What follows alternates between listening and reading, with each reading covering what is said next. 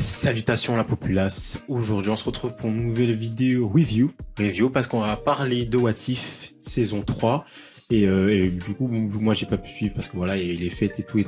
Là je me rattrape tous les amis, je me rattrape tous les épisodes et là j'ai vu l'épisode 3 et 4 et du coup je vais faire la review de ces deux épisodes en même temps, comme ça sera beaucoup plus simple parce que de toute façon sur l'épisode 4 j'ai pas grand chose à dire parce que voilà.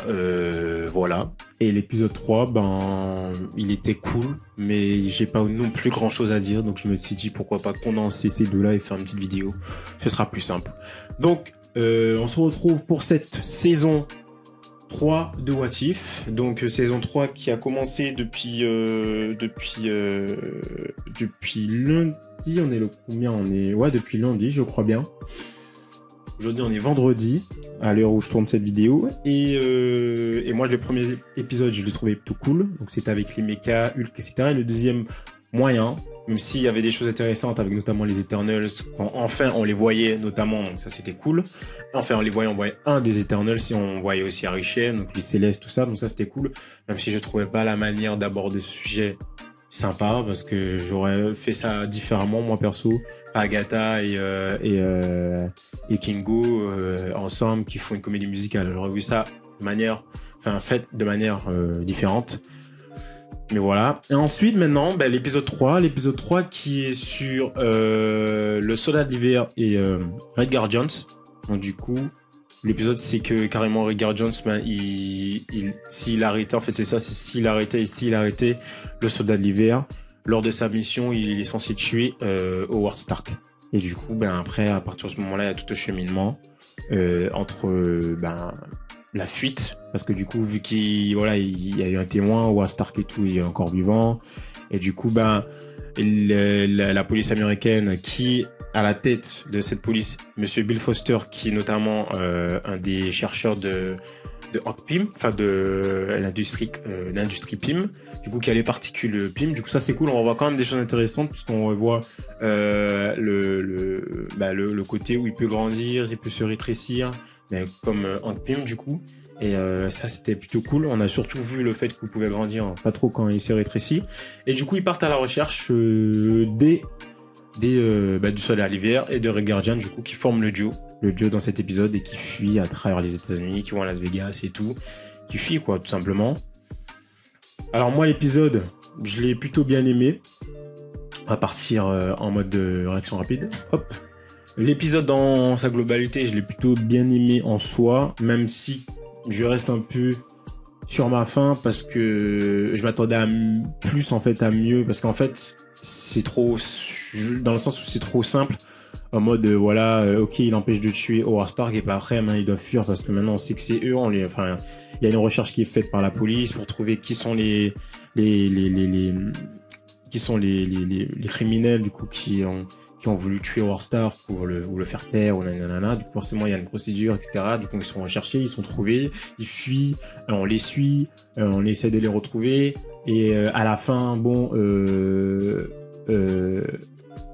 à la fin ça se finit nickel, ça se faisait plutôt bien, où il y a la partie de la Russie, surtout la partie de Hydra pour le Soldat de l'hiver qui vient les retrouver, mais en même temps il y a la police, du coup la police, le Shield plutôt, je crois que c'est Shield, je sais plus, oui c'est une autre faction ou une autre organisation, je sais plus. Il se retrouve au même moment, au même endroit, et après à la fin tout finit bien. Le Guardian qui retrouve les Avengers et Bucky qui finit tranquille sa petite vie normale quoi, tranquille, c'est ce que je dis. Il se fait récupérer par les gens d'Hydra et puis voilà, il se retrouve comme avant en mode arme, voilà. Il se fait lobotomiser le cerveau et c'est une arme. Donc je m'attendais à mieux quand même, en mode quelque chose de beaucoup plus différent et varié, parce qu'en fait j'ai l'impression que le duo c'est juste Bucky Barnes qui n'est pas avec Captain America mais avec Captain Russia, donc clairement Red Guardian c'est ça en fait, ils sont tous les deux ensemble, c'est clair, c'est comme si on avait déjà vu la même chose mais avec Captain America, bon là c'est différent parce que c'est pas les mêmes péripéties, la même histoire. Il y a quand même des choses qui diffèrent, mais globalement, moi, j'ai ressenti la même chose. C'était à peu près la même chose. Donc, en fait, il y avait rien de nouveau. C'est pour ça le côté et si, je suis pas sûr. Je suis pas sûr. Donc c'est mieux que l'épisode 2 par contre. Par rapport à l'histoire racontée, je trouve que c'est mieux, mais je trouve que c'est moins emballant quand même. Et voilà. Donc voilà.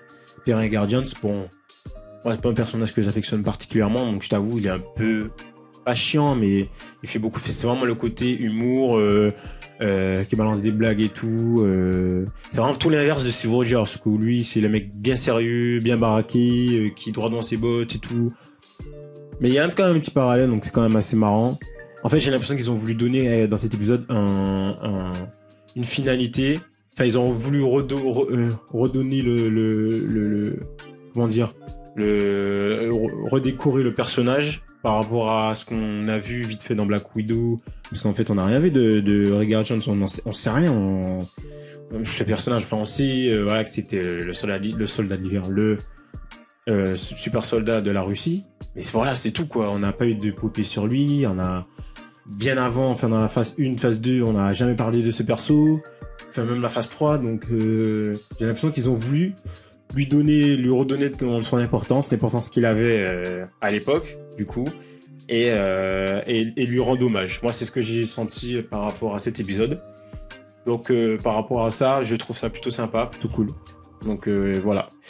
Donc voilà pour ce petit épisode 3 que j'ai trouvé sympa, mais sans plus. Et du coup, on va passer vite fait à l'épisode 4. Bon, je crois qu'elle a un peu pixelisé l'image, mais c'est pas grave. L'épisode 4 avec Howard le Canard et Darcy Lewis, si je crois bien. En gros, c'est si Howard se mariait et en fait pendant leurs vacances, Darcy et Howard, ils se font courser et tout par rapport à leur enfant, pour leur bébé qui est un être super cosmique, je sais pas quoi, qui est un œuf.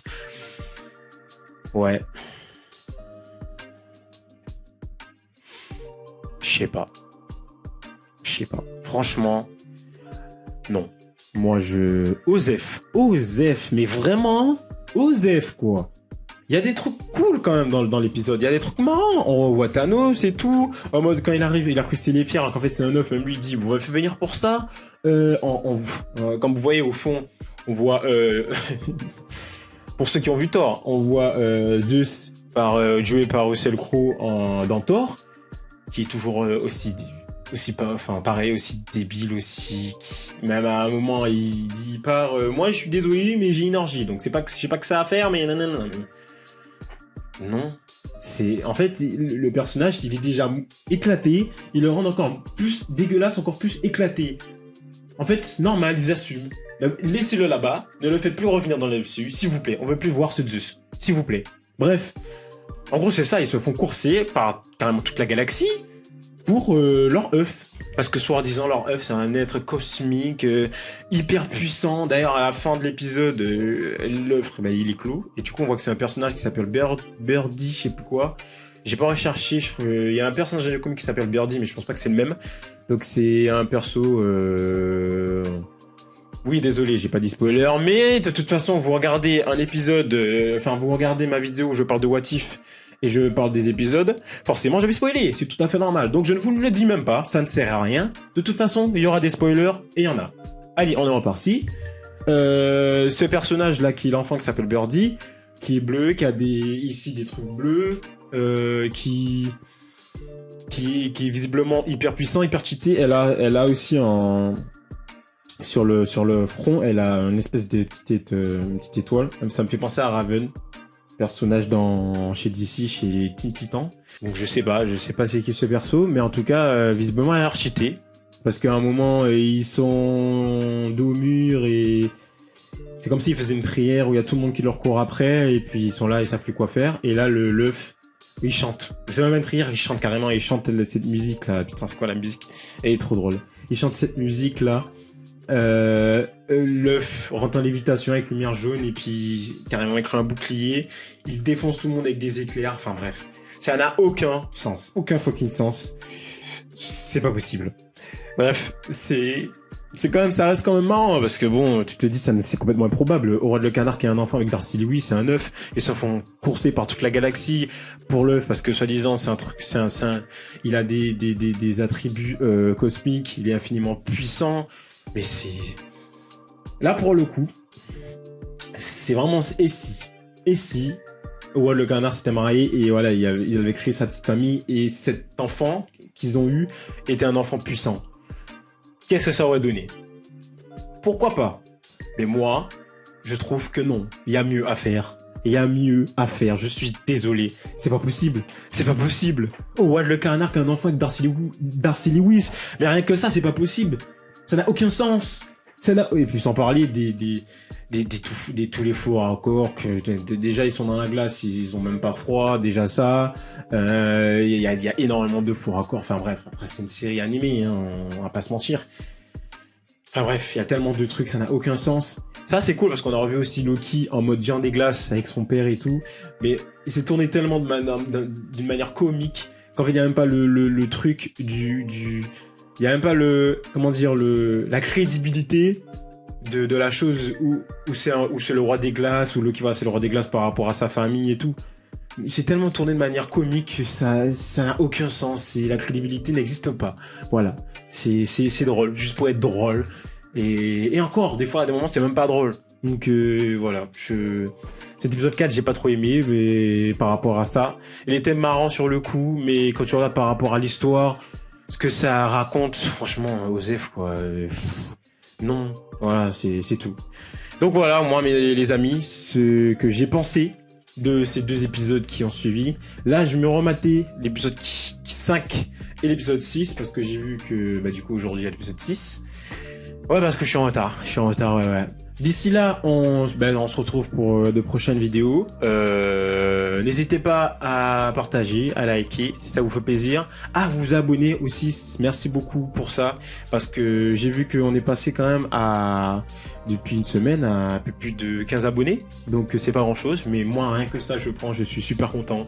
Ça me fait plaisir et merci beaucoup la famille. Et n'hésitez pas aussi à commenter, à lâcher un petit commentaire par rapport à ces 2 épisodes. Si vous avez aimé l'épisode 3, l'épisode 4, n'hésitez pas à tout me dire en commentaire. Et on se retrouve pour une prochaine vidéo, je l'ai déjà dit, mais on n'arrête pas. Allez, ciao tout le monde.